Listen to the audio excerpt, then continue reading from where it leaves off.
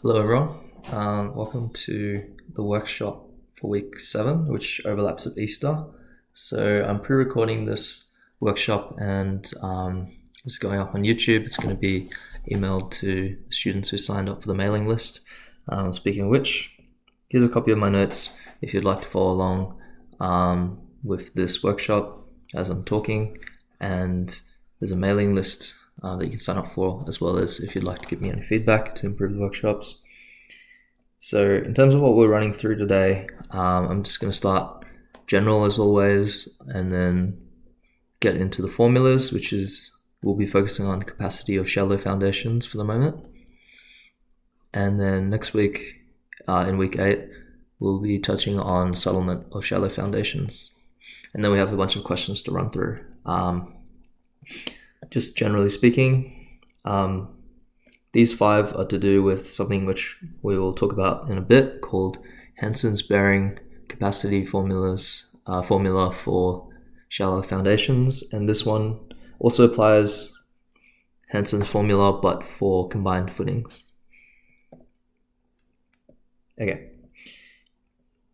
so let's talk about earth structures. So in this course, we're going to be discussing a couple of different types of earth structures. So these are generally made out of reinforced concrete and put in the ground, and these kind of support larger structures above it, like a building or a bridge, for example. And then so shallow foundations are generally referred to as footings, right? That's another name for them. I've included a couple on the right here. So pad footings or individual footings, that's what we're going to be touching on mostly today. However, actually, we'll be starting with strip footings because I suppose the difference between them is in terms of the dimensions. So we generally refer to the least dimension of a footing as B, its width, and its longer dimension as L. And of course, the thickness of that footing will be called the depth.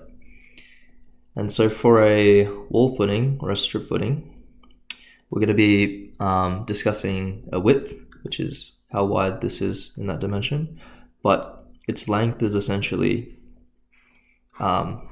its length is much bigger than its width, right?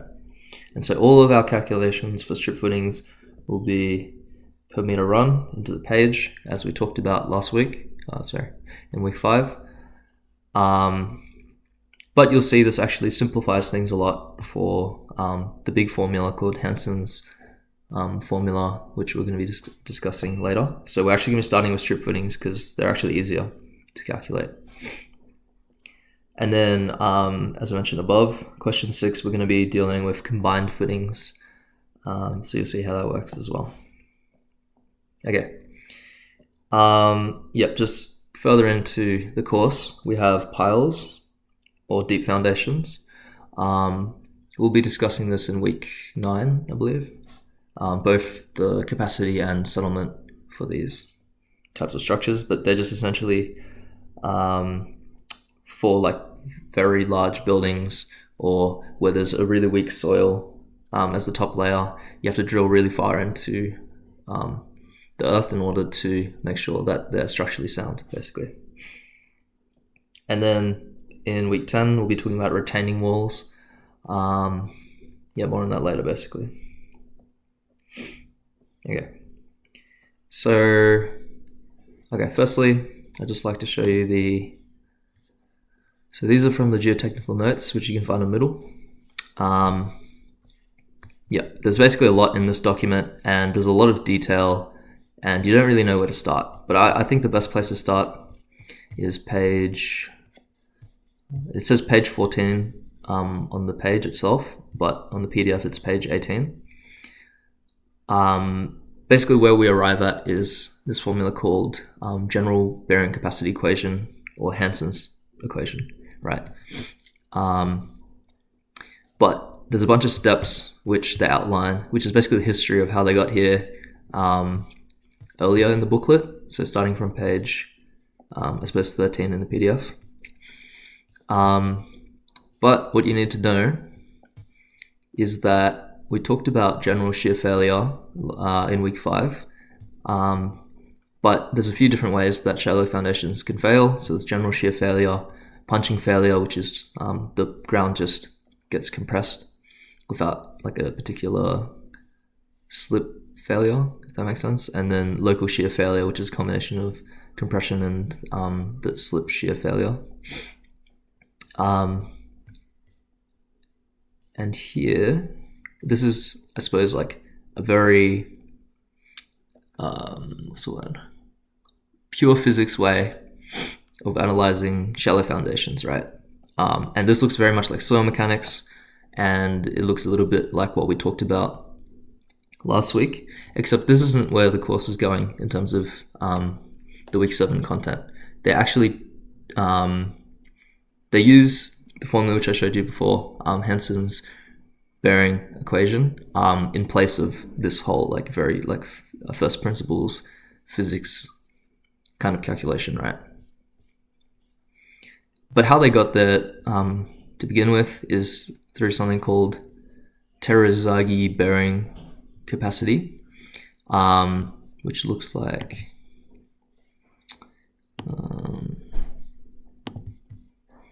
that's these ones, right? So yeah, this was a researcher, Terazaghi, and he said that the bearing capacity QU for a like for soil depends on like the shape of the footing, which is like why it says continuous footing, square footing, circular footing, and a bunch of these smaller components, right? So here C stands for soil cohesion, QO stands for the surcharge adjacent to the soil, which we discussed in week 5 in the soils recap as something which gives additional resistance to shear failure, right? And then lastly, this portion, which is to do with the unit weight, right? And NC are just a bunch of very, what are they called? They're called factors, which are functions of friction, basically. So yeah, we discussed how like sand, for example, has like internal friction, which gives it strength, right? So all of the N components are to do with friction. Anyway, yeah, Hansen essentially said we need to expand on this because what's a better picture? This one's a better picture.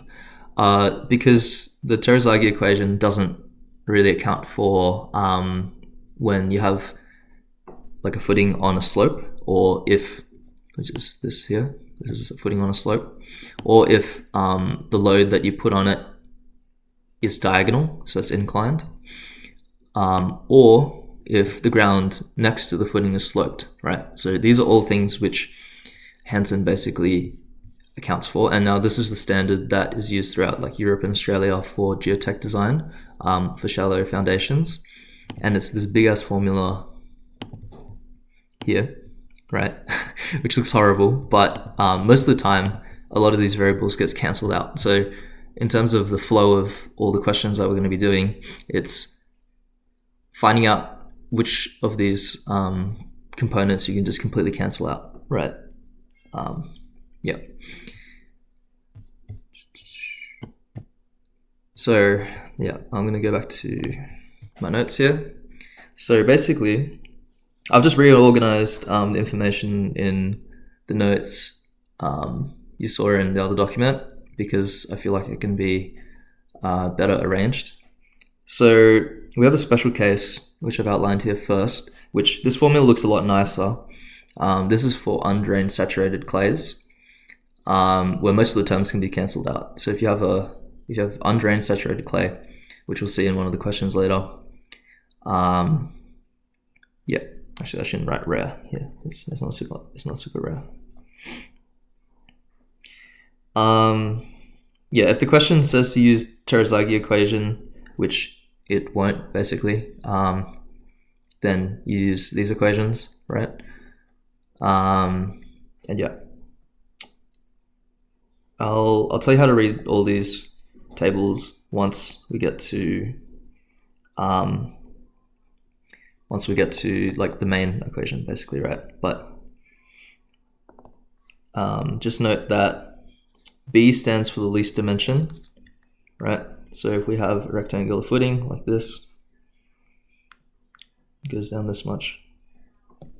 If this dimension is 3 meters and this one is 4 meters, B is always the smaller dimension, whereas L is the bigger dimension, right? Okay.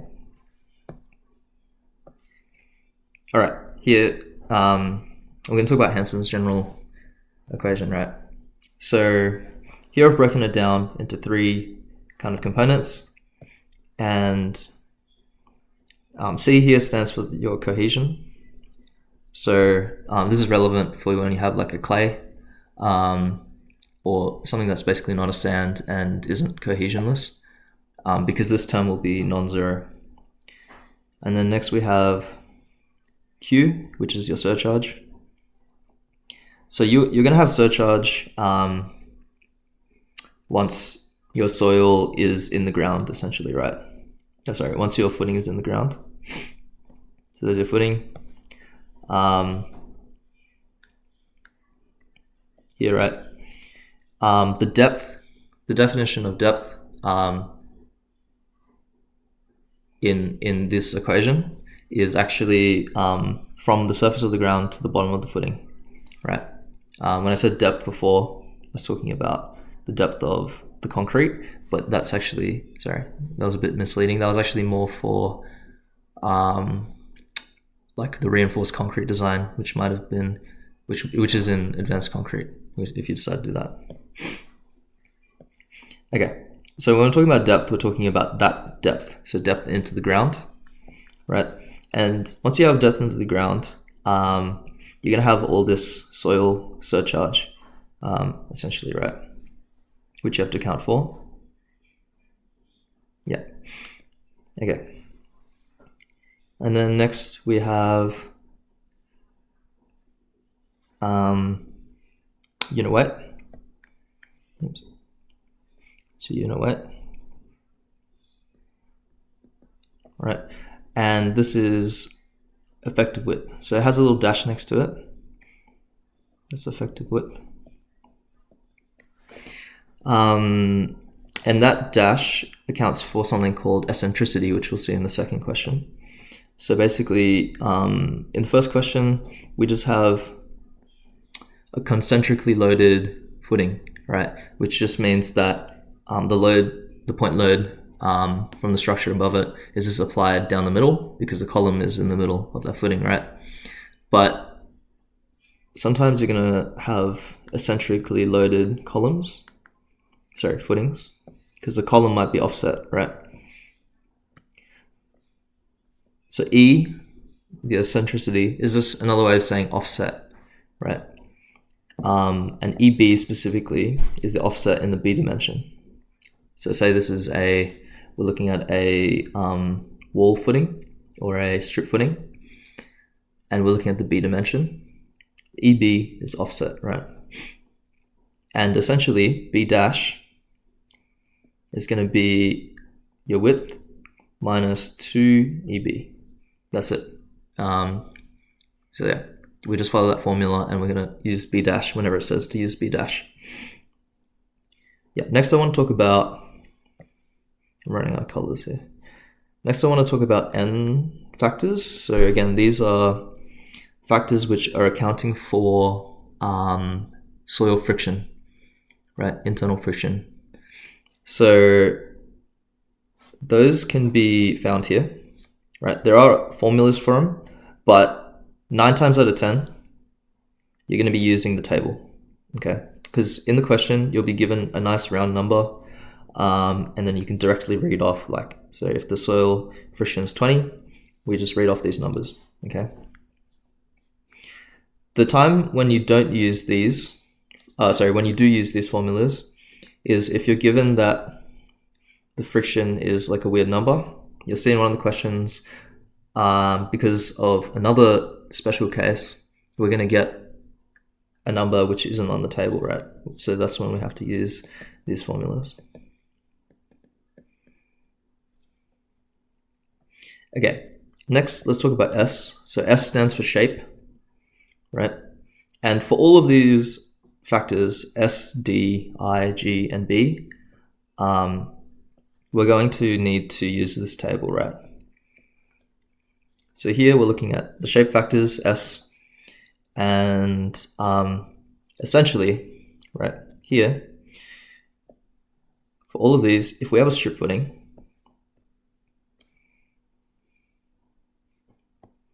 zeroing out a strip footing. If we have a strip footing like this, where L is much bigger than B, right? That's B, that's L, right? You'll find that all of these L's here approaches infinity, right? Like it might not actually approach infinity, but the idea is that just pretend they do. And all of these S factors approach 1, okay? Just because all of these components are added on. And when you're dividing by infinity, you can pretend that it goes to L, that component goes to 0, rather. Yeah, so that's why strip footings are good, because strip footings,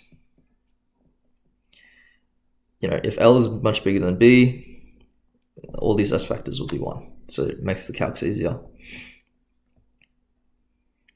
Okay, next, depth factors. So now we're talking about D. So depth factors are to do with the depth of the footing into the ground. So as we talked about before, if that's the top of the surface, right, and your footing is wedged into the ground, the depth is gonna, the depth factor will account for that and give your soil additional strength, right? Because just very intuitively, if you put a footing deeper into the ground, it's going to give it additional capacity, right? Soil capacity. But here's where I'd like to bring up this part of the internal friction angle table. So you might be like, why is this relevant? It's not one of our factors like NC, NQ, and gamma. Well, it's because as soon as your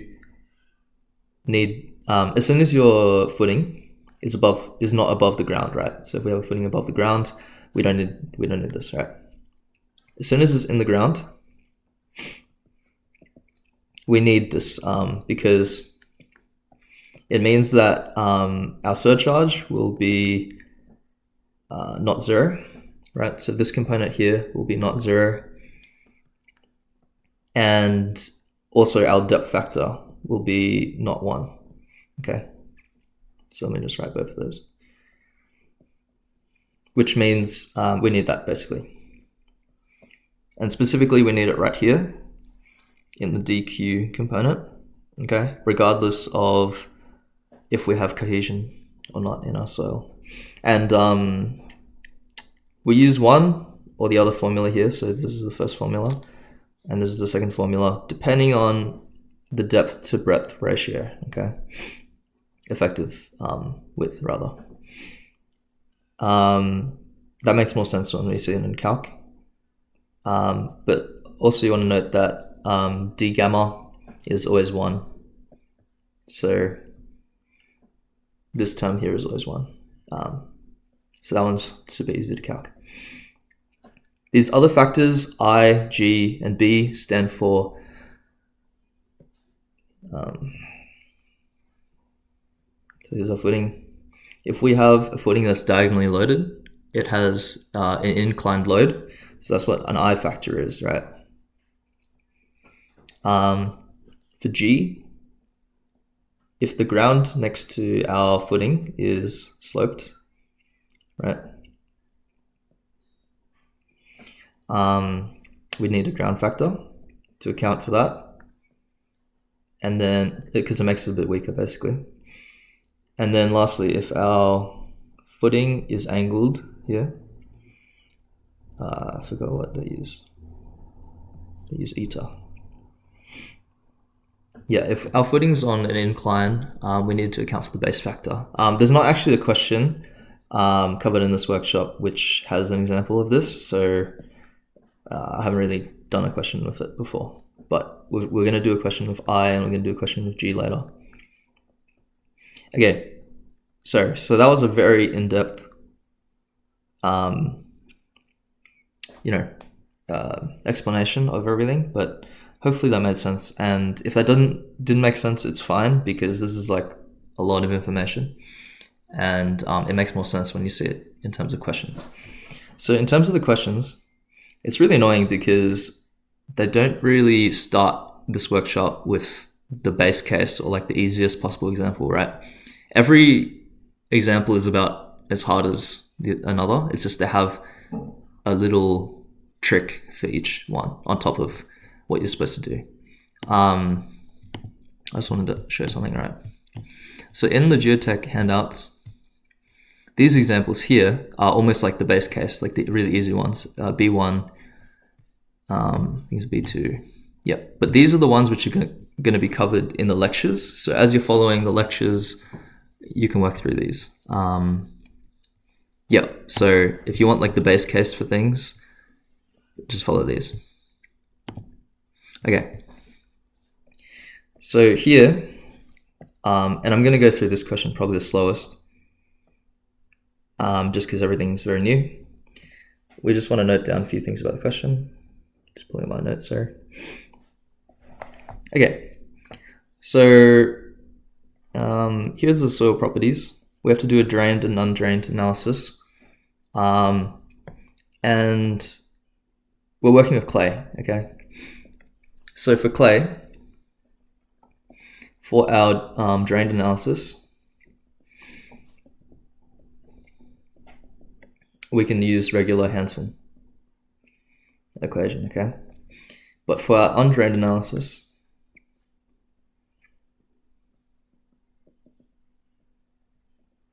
we can use the simplified equation. So let me remind you what that is. That's this one, right? Undrained saturated clay analysis, right? Which we'll be doing in a bit.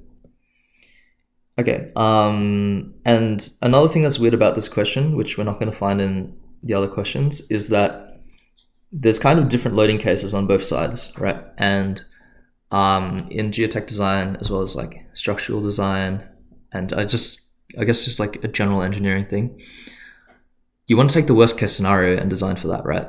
And so if you're given two different loading cases on the left-hand side and the right-hand side, we have to calculate the minimum capacity.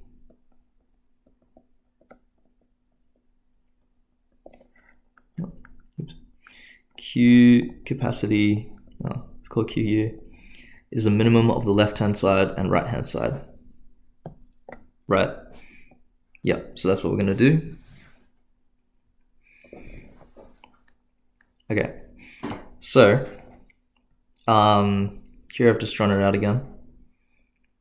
We're given that the total unit weight is 18 kilonewtons per meter cubed, and here I've written all of our material properties. Okay, so first step when we're using the Hansen equation always is look at the Hansen equation and see what you can cancel out, because we don't want to do unnecessary calculations because there's so many formulas. So the first thing, as we talked about, is that we're dealing with strip footing, and for a strip footing, all of these factors are 1. So effectively, we don't have to calc them, right? Okay, so another thing to note is that we do have cohesion because we're dealing with clay, so we have to keep that term. We do have surcharge, so we have to keep that. Yeah, we basically always have to do the depth factors because our footing's not on the surface, right? Of course, this part of it is technically on the surface or whatever, but we're talking about the depth to the bottom of the footing, which for the left is 0.4 and for the right is 1 meter. So we have to calculate the d factors. However, we don't have a diagonal load, so we don't have to calculate I. We don't have so for ground factors, it's like this. So if there's an excavation next to the ground, we have to account for that. For this one, I suppose the reason why we don't have to calculate G is a reduction factor.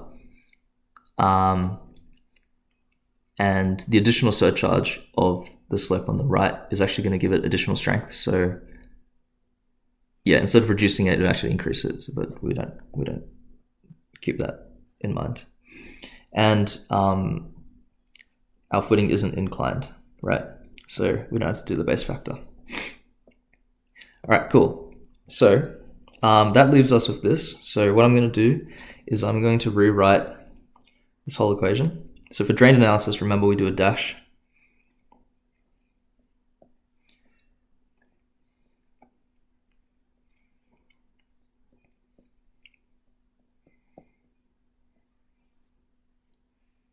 I'm just rewriting the above formula, and it's just nicer to look at when we don't have everything to worry about, right? So the good thing right off the bat is d gamma is always 1, so we don't need to calculate that. And we have a couple of these already. So we're given the drain cohesion. We're given B. B is 1.5 meters. Right, so now we have to work out the rest. So the first thing I always like to start with is, since we're doing drain analysis, the drained friction angle, which is 25 degrees. We refer to the table. Okay, so I can either scroll up, but I'll show you in the geotech notes. We're looking at this table, right?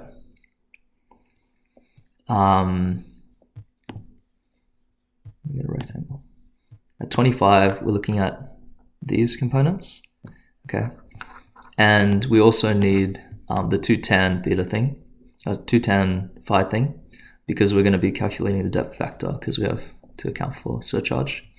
So those are the numbers we're gonna write down.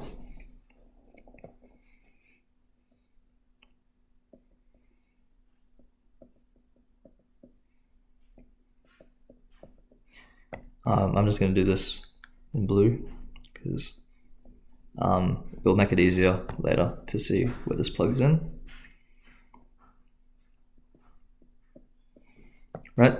Okay, easy. So now that we've got all of these, right, these are ticked off now. So let's do the depth factors next.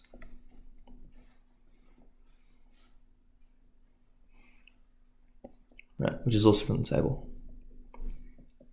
Which table am I referring to? The one down here, and we're looking at depth factors here, right? So the question is, which depth do we use? Right, I'll show you what I mean. Because this question is a little bit unusual, there's a different loading case on the left and the right. So here's 0.4, here it's 1, right, for depth. We're going to be using the smaller depth. And the reason for that, if you look at this table, is that D's on the top of the equation for all of these formulas. And if we have a smaller depth, right, so 0.4 instead of 1, it's going to be more conservative, right? That's why we're going to take 0.4 as our depth.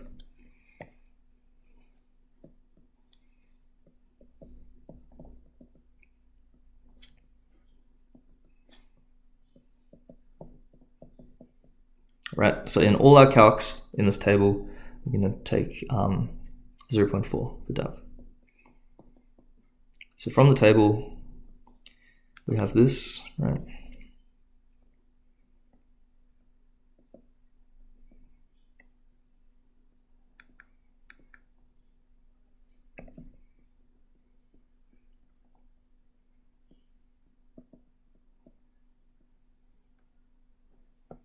Oops.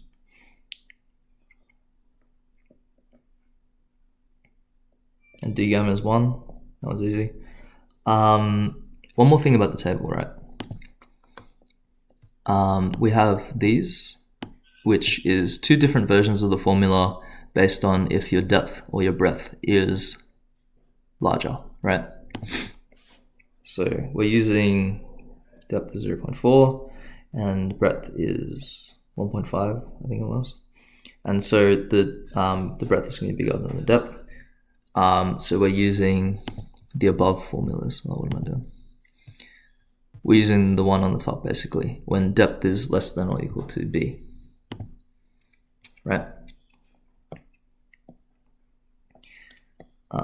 So we're just going to plug all these in.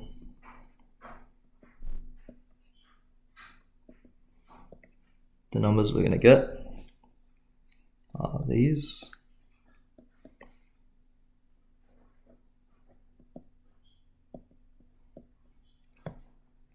So DC 1.107, DQ 1083, D gamma 1, right? Great. So now we have all the depth factors. So all we've got left to calculate is surcharge and unit weight, okay? And basically in this question, there's interactions with water, basically, right? Which is gonna make things a bit weird. So yeah, I'm just re-recording this section because I wasn't quite happy with my explanation the first time. So basically, I'm going to explain groundwater effects, and that just means anything to do with when you have a footing and there's a water table anywhere, so such as above the footing, below the footing, significantly below the footing, etc. So that's groundwater, and this affects in Hansen's equation what we use for gamma dash as well as our surcharge component. So for drain analysis, sometimes you see it with dashes, right? Yeah, so that's what we'll be talking about, because the drain case is a little bit more complicated than the undrained case. The undrained case is quite simple. So you simply just always use gamma T, which is pretty much always what they give to you in the questions for material properties. Yeah, so that's a simple case, but when you're dealing with drain analysis, it's a little bit harder. So here I've gotten this from the geotech notes. They're really well laid out. But it's a little bit wordy, so I'm going to just explain it visually to you. So for drain analysis here, you can have a couple cases. So you have the case where the footing is the water table is above the footing base, such as this, and the soil is submerged. In this case, you can just use gamma dash, 0.5, gamma dash, etc. You plug that in. This is the 9.8 kilonewtons per meter cubed. This is given in the question, say it's like 20 or whatever it is. And also, when you're calculating QO, you would do gamma dash multiplied by that depth, right? That's the depth there, right? Yep, that's all good. Next we have the case where the water table is way below the footing, and we use another term here, little d, right, for the depth from that water table to the bottom of the footing. So remember, this was big D. Little d is going to be from bottom of footing to water table, right? And when that is greater than your width, remember d is width this way, then essentially you don't have to consider the effects of groundwater, and so your unit weight is your total unit weight, right? That's all good. And then in drain analysis, it looks like this. And then now we have a special case where the water table is somewhere in between, where this depth is less than the width, and then you do have to account for the effects of groundwater a little bit, right? And that's this formula here, right? And so we'll see this in question 2. Basically, as I was saying, we have 0.4 meters on the left-hand side of just drained, right? So reminding you what that looks like. That's it. Yeah, so 0.4 is the depth, and we're going to be using the effective unit weight, which is 18 minus 9.8. Sorry, and there was 20 kPa of surcharge on the left-hand side as well. So that's going to be equal to 23.276 kPa. So if you're doing this calc and trying to follow along, you'll notice that this number is slightly different because actually in my calculator I put 9.81, but I think in this course, stick to 9.8 for gravity, right? Okay, the right-hand side, we're going to have 0.4 effective unit weight and 0.6 of total unit weight, as I drew above.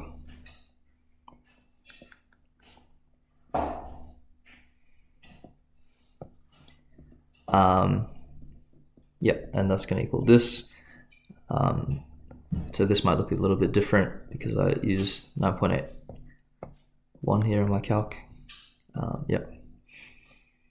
And for the unit weight portion, which we plug into our equation here, we're going to be using effective unit weight in our drained analysis. Yeah, I suppose for reasons I specified above, but the fact that we have on the left hand side, this is water, this is water, this is not water, right? If our unit weight is 18 here, and our effective unit weight here is 18 minus 9.8, right? We're just going to stick with this because the unit weight portion is added on to our capacity, and to be conservative, we're going to take just the effective unit weight, right?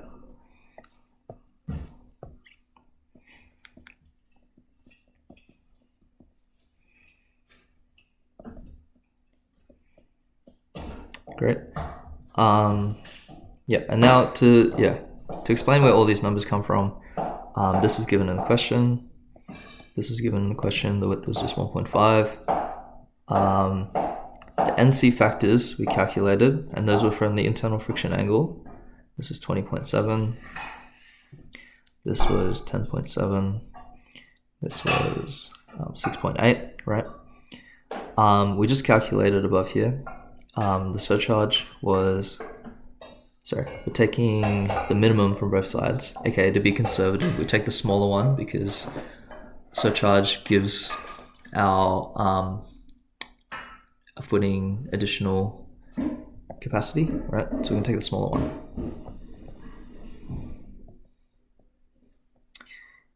And this one, again, 8.2. Yep. DC we've calculated. DQ we calculated.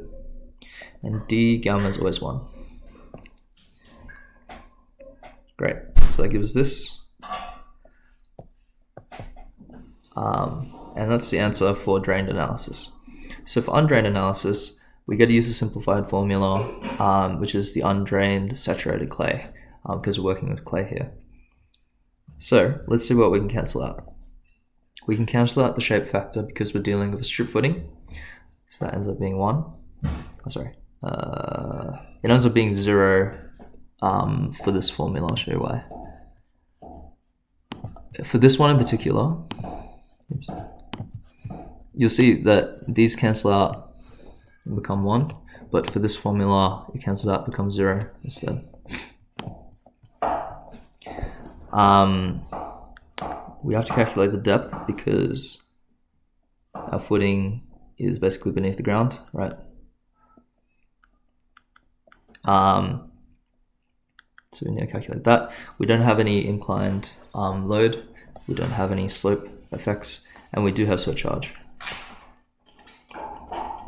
Okay, so the formula will end up looking like this.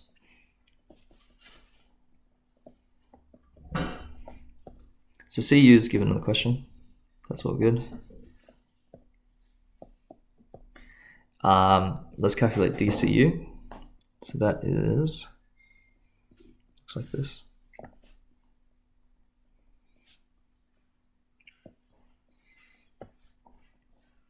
And it gives us 0.1067, right? All good.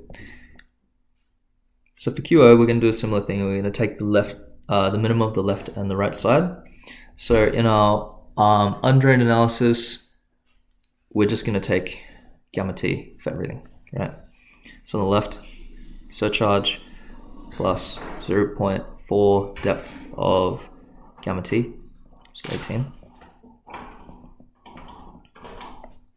And right hand side, 0.4 and 0.6 added together, multiplied by gamma T, gives us 18, right? So we take the smaller of the two, which is that, and that's the number we're going to roll with. We plug in everything. CU was 30. Great. That gives us 188.7 kPa for our undrained analysis.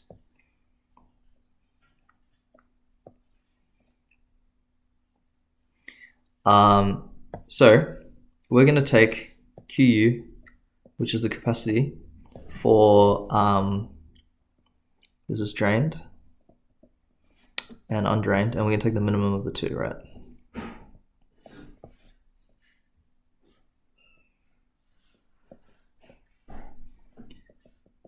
So our minimum one will actually be our undrained case. Great. And the allowable force, right, is basically going to be the force over the factor of safety, which we were given in the question, right? So to get the force from the capacity, we simply have to times this capacity by our area, right? So our capacity as above here, this is 188.7. Our area for a strip footing is 1.5 times 1 meter, per meter run, right? So it's going to be 1.5. Factor of safety given was 3. So this gives us 94.3 per meter run. So for our second question, we have something that's much less problematic, essentially. Reason for that is we're dealing with strip footing, which makes it easy because our S factors will be 1. And we also have sandy soil, which is a relatively unproblematic, soil to deal with. But I guess the unusual thing here is that we have an eccentrically loaded footing because the column is off center. So basically, we have to do an additional calculation here. It's not that bad, which is figuring out what the eccentricity is. So I guess you have to look at it like this. It's 2 meters to the middle of the column, and the center, from the left to the center of the column is 1.5 meters. So the eccentricity is 0.5 meters, basically, right? Next, we calculate the effective width, which is B dash, using our formula, right? And our width was 4 meters. That's our width there. And our eccentricity is 0.5. So our effective width is 3 meters, right? Great. One more thing to note is the SPT is the standard penetration test for soils, and that's usually used for sands, which gives our drained friction angle, right? Yeah, cool. We have a factor of safety, which we can't forget about as well. Yeah, and it's implied here, since we're working with sand, that we're dealing with cohesionless case, right? This is great because this term ends up becoming 0, so we don't have to calculate any of those. B dash here, remember we're going to be using the effective width, which we just calculated.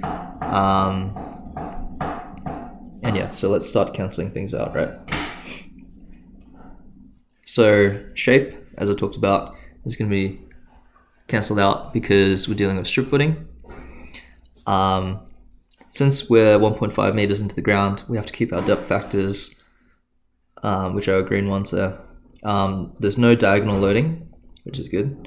There's no slope next to the ground, or the footing is not sloped either. So that's all good.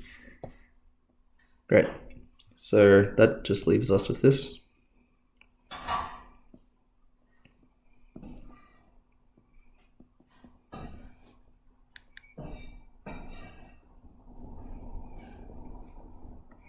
In the answers, they just don't even include that because that's always 1. But I'll just include it anyway. Okay, so we're given that our friction angle is 40. So from our table, we just grab these numbers.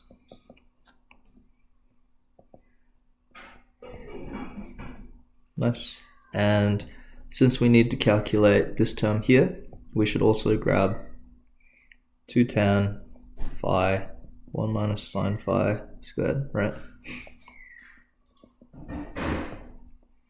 Awesome.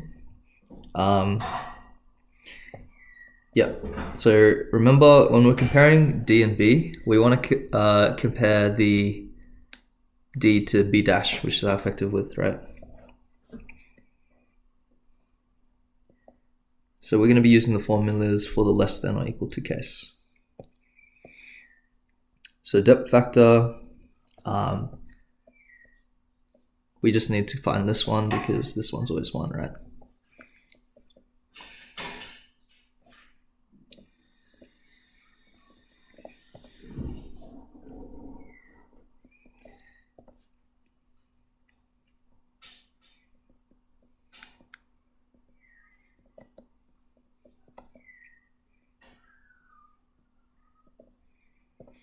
So this is 0.21 as we found, which makes it easy. Plug these values in and we get dq is 1.105. Our footing looks like this, right? Where the depth here is 1.5 meters. The width is 3 meters. Little d, so this is big D. Little d is 1.5 meters, and that's the water table, right? So basically, soil surcharge is to do with the soil next to our footing in terms of D, right? So all of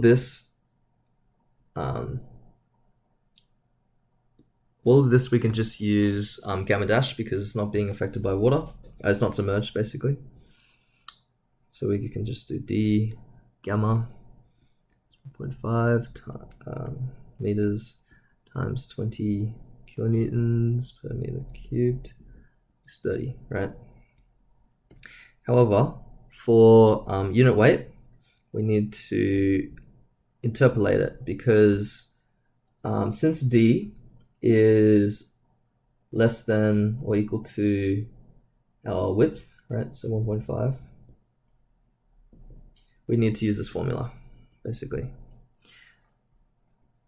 goes like this: gamma dash plus D on B dash gamma W. Okay, so little d 1.5, B dash, which is our eccentricity width, is 3, our effective width 9.8. This is 20 minus 9.8. With all that, we get, what do we get?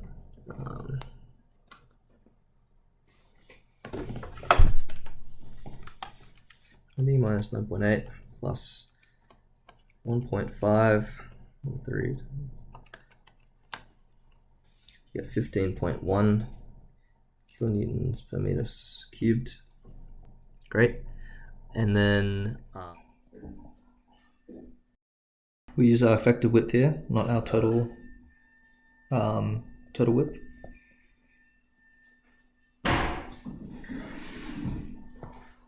And that gives us 3929 kPa as our capacity. So of course, we're going to need to modify this a bit. The first thing we're going to need to do is multiply it by our effective area, right? In order to get our force, right? I'll show you what that means. So we get our capacity, and we have to multiply it by effective width, and then what per meter run, right? So instead of using 4, we have to multiply it by 3, basically.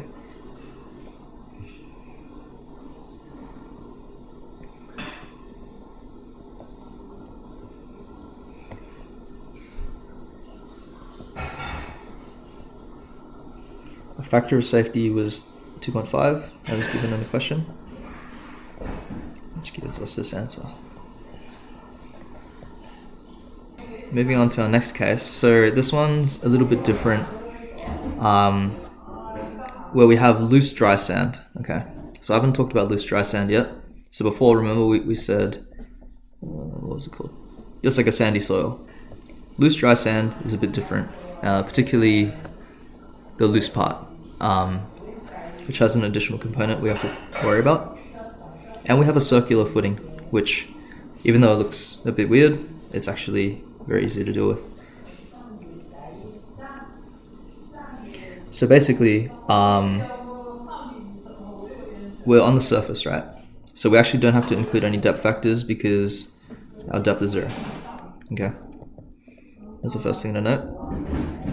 So second thing to note, if we look through our notes here, we have a special case where if we're dealing with loose sand, we should multiply its phi value.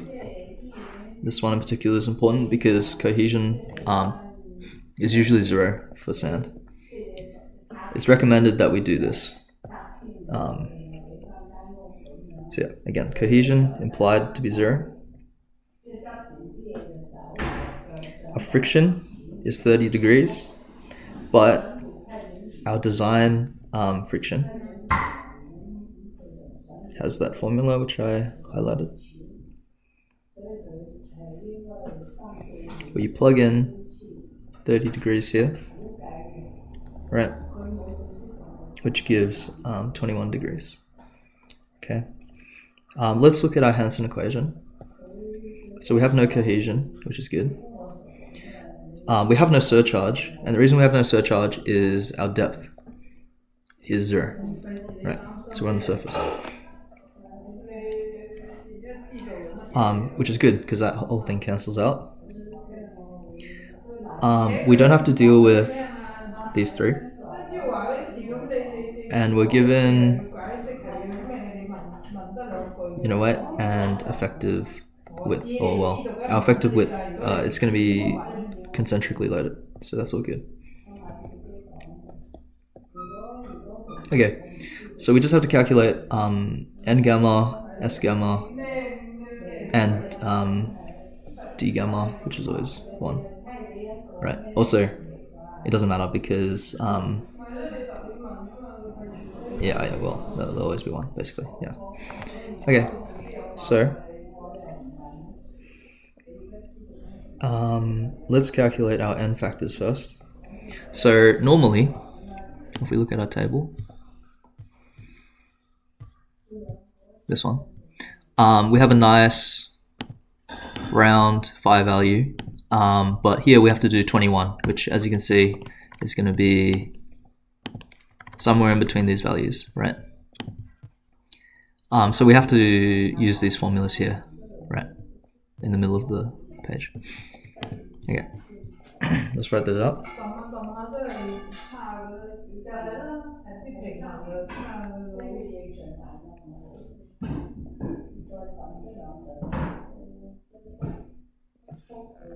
So where everything plugs in is we have to plug in 21 here, 21 here. This is 2.7, whatever it is on the calculator, and we have to take the exponential of that. This gives 7.07, and for n gamma, it looks like this. Well, we have to plug in nq, so this is actually a dependent formula, so that's why it's good to calculate nq first.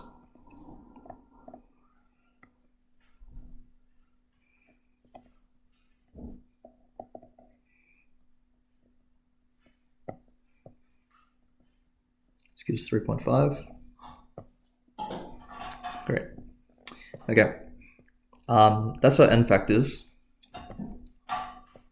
Okay, basically, even though this term was cancelled out, we needed to calculate it for this term. So this is dependent. Oops. This is dependent. Sorry. We need this one for that one, basically. That's why we calculated it. Next, S gamma is 1 minus 04, B dash, L dash, okay? So, we have a circle, right? And we know its diameter is 3. So we're just going to take both B and L as the same number, which is 3. So that gives 0.6. So circular footing is actually not too bad in Hansen's equation. Right. We're going to take the total unit weight. We're going to take this as the diameter of 3. We calculated this. We calculated this.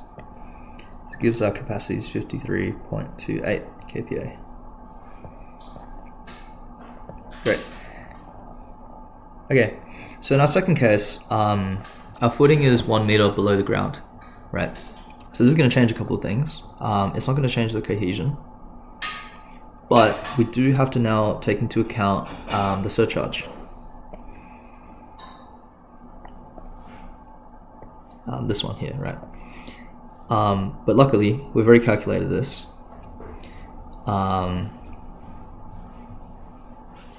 We know these, we've already calculated this from part 1. This is always 1. These are unrelated. So essentially we just need SQ and DQ. Oh, and surcharge. So surcharge is simply 1 meter of depth times gamma.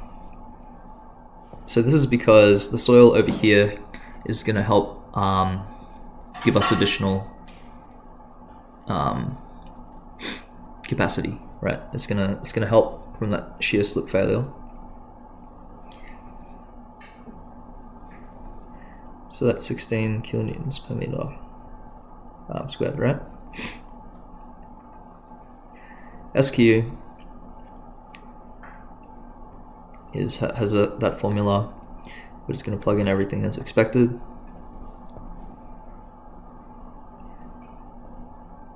That gives us that. So just keep in mind SQ is not 1 because we don't have a strip footing anymore. So in the previous question, we had a strip footing. It looked like that, right?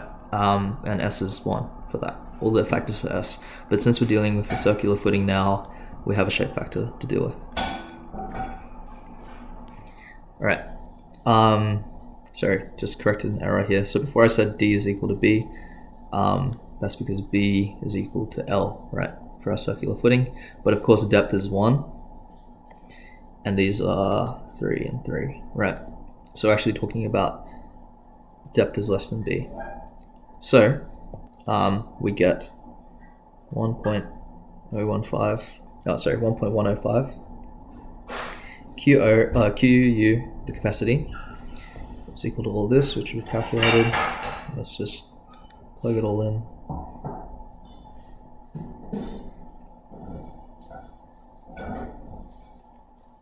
Okay, so this whole component is actually the exact same as part A.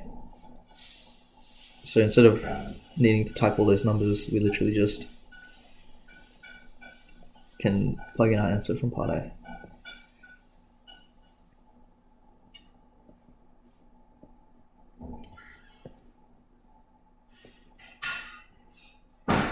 So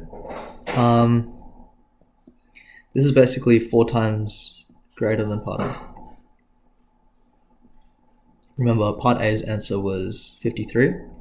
So just by lowering our footing 1 meter into the ground, it's 4 times stronger, essentially, against soil bearing failure. Okay, cool. Let's look at question 4. So as you can see, we have an inclined footing now. And I'm kind of going to go a bit quicker in terms of the information that we've already kind of gone through in this workshop. But like obviously the different stuff is that, well, firstly, we've never seen a square footing before, so we're going to have to calculate the shape factors. But it's quite similar to the circular footing, and that it's like on an incline, right? So that's where we're going to spend most of our focus. And part B is a little bit weird as well, so we'll talk about that as well. So let's look at Hansen's general equation here. So for our cohesionless sand, right, this is all going to be 0. Does it say sand somewhere? Here we go. So we have sand, so that's all 0. And we have to take into account the effects of water. Okay, so that's where this dash comes in, and gamma dash is going to come in. Yeah, and we don't care about these factors, but we do care about I. Okay. All right. So, as before, table, friction angle, get the n factors. We also want this because we need it later for dq. Right. QO is going to be, yeah. So we're looking at this. This is like the region where we're interested in terms of our depth, right? Half of it is going to be submerged in water, and the other half's not. So to calculate the surcharge of the soil off to the side, we need to take into account 1 meter. 1 meter of total unit weight minus 0.5 meters of pore water pressure.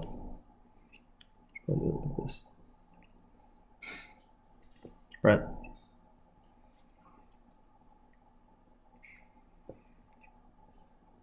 It gives us 14.1 kPa. Right. SQ is the shape factor. These are both 3, I think. Yeah, it's 3 meters by 3 meters square footing. And our angle is 30. That gives us a shape factor of 1.577. S gamma, very similar thing. It's going to be 0.6. Okay. So in terms of our depth to width ratio, it's going to be 1/3. So we're going to use the depth is less than width formulas for dq. We've already pre-baked this. This is this number here. Now we just replace this with 1, this with 3. We get 1.0967. D gamma is always 1. Great. So just taking a step back and looking at everything that we do have, we've got the n factors, we've got the shape factors, we've got the depth factors, this always being 1. Now we just need to work out I, okay, the I factors.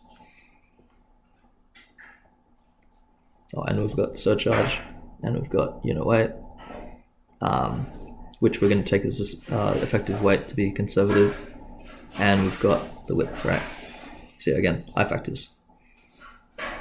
So here's the formulas. I've just grabbed these from the table. This is IQ, and this is I gamma, right? So we're looking at a horizontal ground, okay? So that's horizontal ground. This is an inclined ground. And yeah, and what I accounts for is basically when you have diagonal load, diagonal axial load, right? Let me just cross out this one because we don't need this one. Okay, so we basically have this 15-degree angle of incline in our load, right? So we're going to call that angle alpha.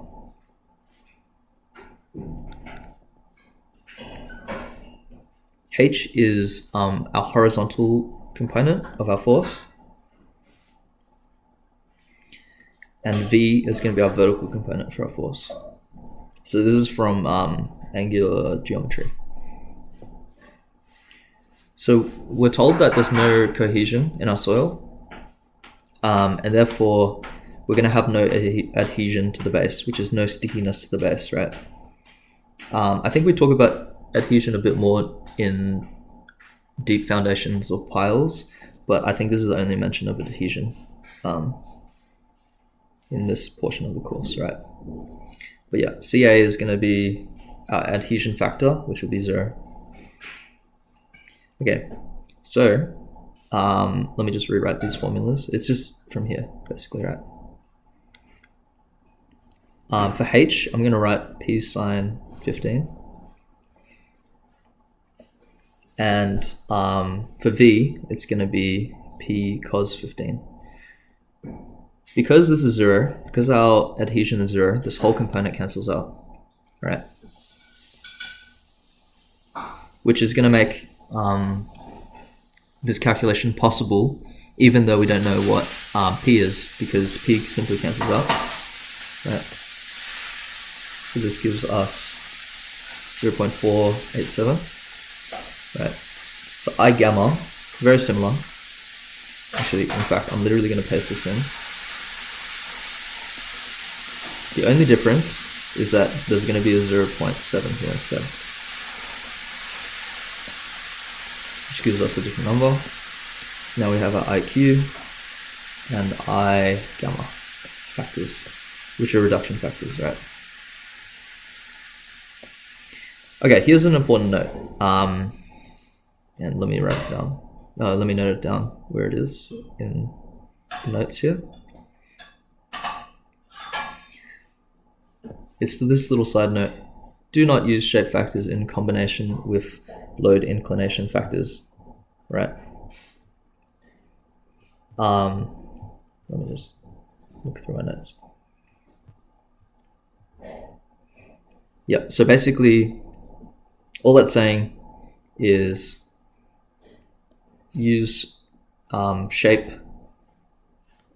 and inclination factors separately. Then to take the minimum. That's exactly what we're going to do, right? Alright, so my internet cut out. But basically, all I was trying to demonstrate here is that we have a more critical number for when you sub in IQ instead of SQ, but you can't use them together, right? That's another I factor, and that's another S factor. So you take that number.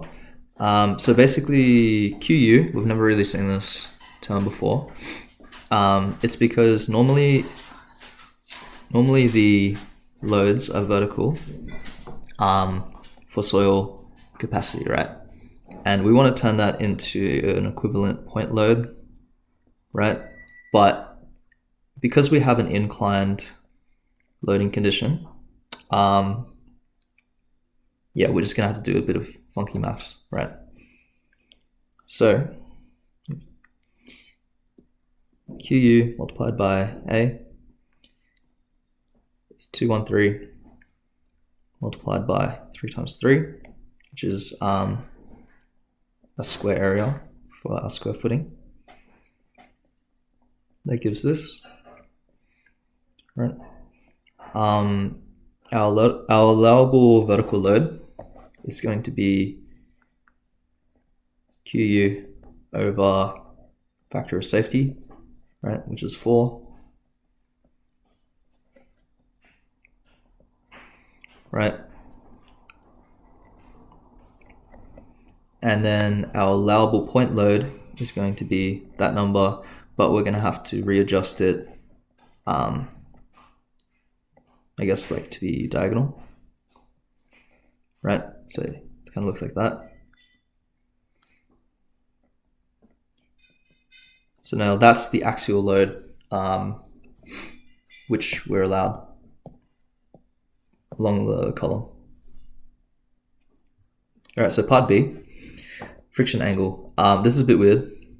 So basically they have this delta, lowercase delta, as the friction angle, and it's equal to 0.6 times our friction angle for the sand. So this friction angle is the friction between the soil and the footing, right? That's there, right? I also like to think of it as a soil slip angle here, right? So H stands for horizontal component, and the subscript U here stands for our capacity. HA is the allowable load, and I guess like geometrically it looks like this, right? Here's HU,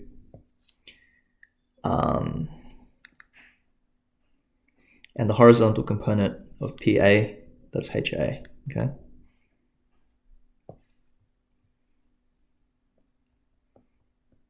And here's a sort of like formulas if you look at it geometrically.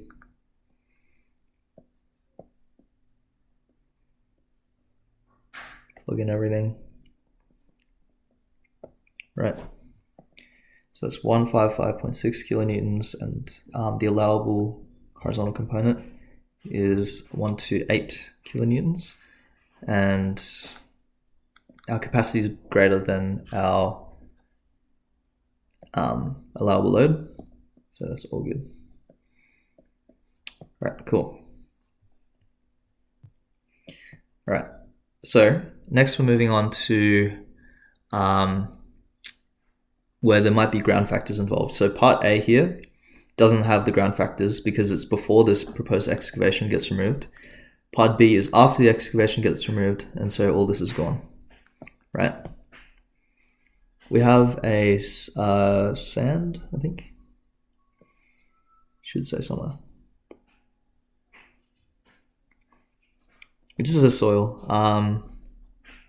And so yeah, we're actually given cohesion and everything. All right. Cool. So, we also have to take into account the effects of eccentricity. So the eccentricity here is 0.25, right? Let's quickly calculate the effective width.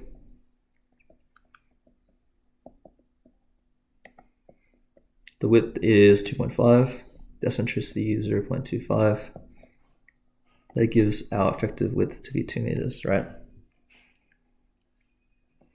All right, let's look at our Hansen equation. So because we have a cohesion component, we're gonna need to take into account all of those factors here, right? We have a strip footing.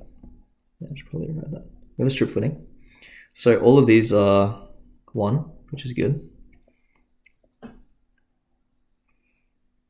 We don't have inclined loading, so all the I factors we don't have to consider, and our footing isn't on an angle like this, so we don't have to consider that. But we do have to consider the ground factors due to this proposed excavation. However, we don't have to consider it in part A, so these can be cancelled out for the moment. All right, cool. Let's see what we already have. We have B dash rather. We have gamma. We have, that's it. Okay, cool. So as before, we use the friction angle to find all these things. We know that the depth is 1 meter, right? B dash is 2 meters, and so other way around. Our depth is less than our effective width. So we use these formulas, plug everything in. Yeah, this shouldn't be new. Our surcharge, there's no effects of water, so we just take 1 meter of depth and multiply it by the soil density, soil unit weight. So we literally just plug everything in. This should be fairly standard now.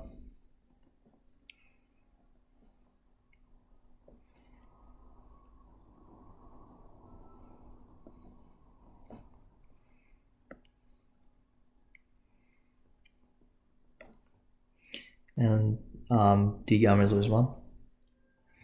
That gives us this. And we have to make sure to multiply by effective area here, right? This b dash multiplied by 1 meter for a strip footing, which gives this. This was 2 for our effective width. Okay, cool. So the main thing to note is that after the excavation, we have to calculate our ground factors. So this is what's new, essentially, right? We're given that the excavation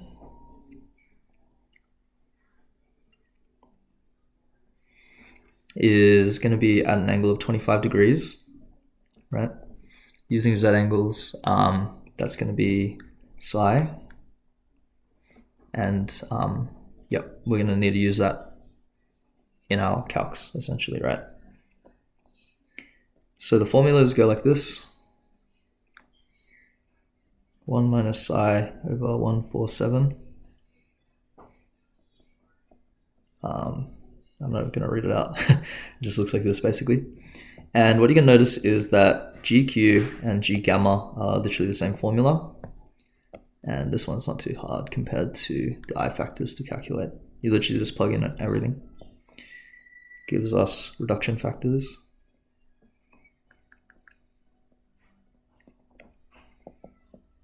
So essentially just keep in mind these are the same formula.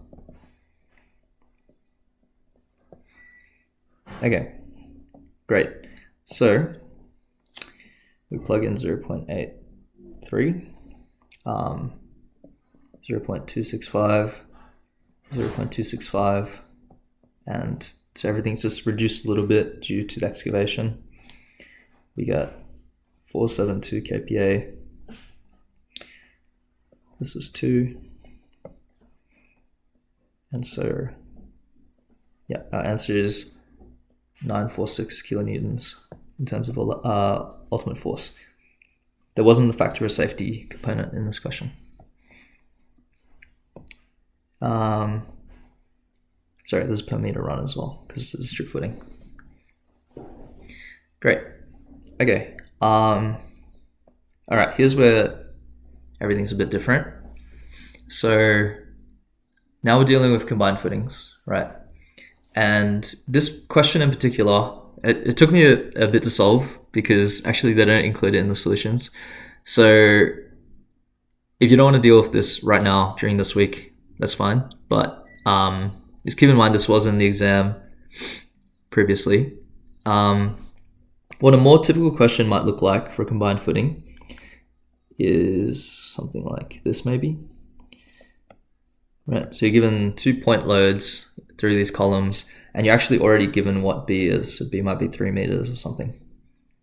And yeah, I'm not sure what you'd be calculating, but this question, it doesn't tell you what B and L are. Oh, sorry, in my previous drawing there, that should be L.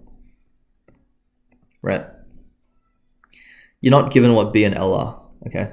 So it tells you to actually design B and L, okay? You're also told that the pressure distribution under the footing is uniform, okay? So how do we do this? So first, I draw a free body diagram. So that's exactly the information which is above. We're looking at that elevation view. And this is the L dimension, right? Here's L. And to get uniform soil pressure, we need no eccentricity. So this is actually from reinforced concrete notes. I'm not sure if they're actually in the geotech notes. I couldn't find it. But we're just looking at the simple case, which is that we have this uniform soil pressure from underneath the footing, right? And yeah. Okay, so basically first, we want the resultant load, okay? So same thing as before, same thing as week 5. Is it the same thing? No, okay, but basically we want to combine these loads into a single load, right? So that's literally, you just add it up.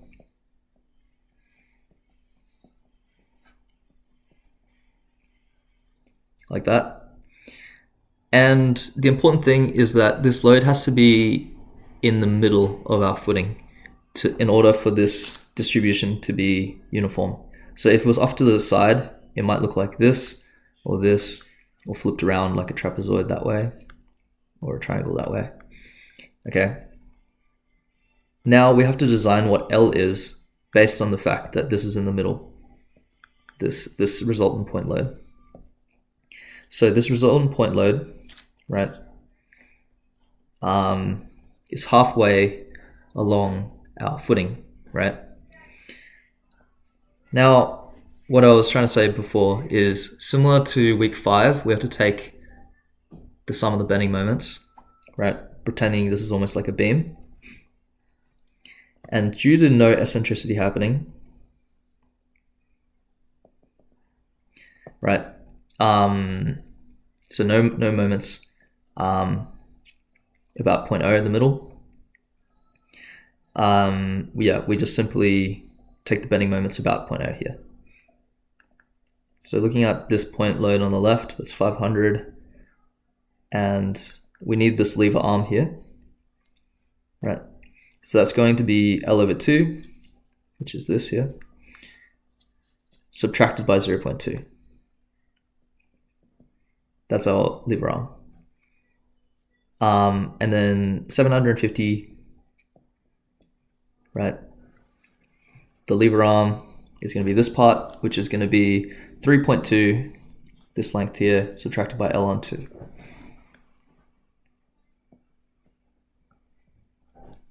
Right? We can simplify this, and we get 625L minus 2,500. And then rearranging, keeping in mind that there's a 0 on the left, you get that L is 2,500 divided by 625, which gives us a nice round number of L is equal to 4, right? That's the first step.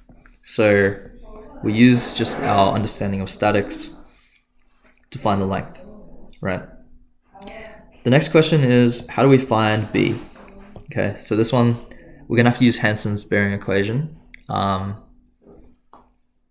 because that's relevant to the area, essentially, right? Okay, so here I've just sped things up a little bit. We're on the surface, so we don't have this surcharge component. We don't have cohesion in our soil. And so we're just looking at the unit weight portion. So we have our unit weight given. We actually don't have B. That's what we're solving for. We have d gamma, which is always 1. And these other ones are irrelevant. Okay. So we use the table and friction angle of 40 to find n gamma. Okay. Then we use S gamma's formula, right? And we found that L is equal to 4. So this is why we have to calculate L before we calculate B, because B is actually unknown. Okay. We can simplify this a little bit.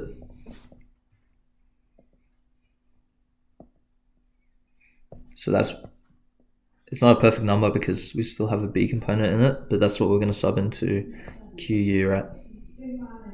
So QU, this is given, B is unknown, and gamma we found.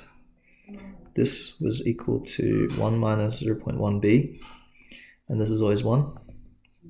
So QU is actually going to be a quadratic, but I'll leave it in this form for now. Next, what I have to do is keep in mind the factor of safety, which we were told was 4. So simply, I'm just going to divide this number by 4 out the front. And this is what we're going to roll with for QA, right, the allowable soil capacity. Here I've drawn a little perspective view free body diagram almost to assist with my explanation. So essentially, if we take the sum of the forces in the vertical direction, right, we find that our loading, which this is our resultant point load from the 2 columns, is going to have to equal our soil capacity force, right? Our soil capacity force is going to be the area multiplied by our soil capacity, which is in kilonewtons per meter squared, right? So let's replace everything that we do know. So we calculated P before as 1250 kilonewtons. This was 4 meters. We don't know what B is, but we knew what Q was. This QA here.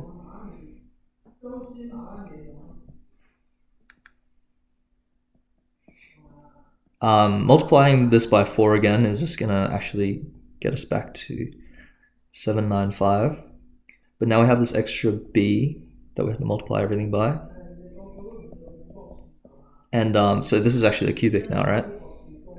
So, okay.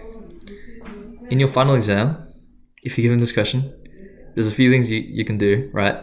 Here, I just use Symbol Lab to solve the cubic, right?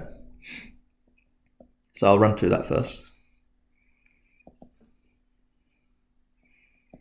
We're given that the intercepts for this cubic is a negative number 1.348 and 9.838 meters. So the width dimension can't be negative, right? So that one's already scratched out. And between 1.348 and 9.838, basically our answer is 1.348. And the reason for that is because by definition, B is our smallest dimension, so it actually can't be bigger than L.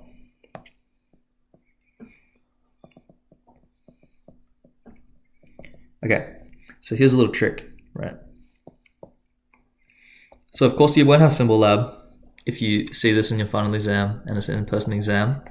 So in order to solve this cubic, what you can do is, we have this, right? On your calculator, you replace the B with ands, right? The ands button.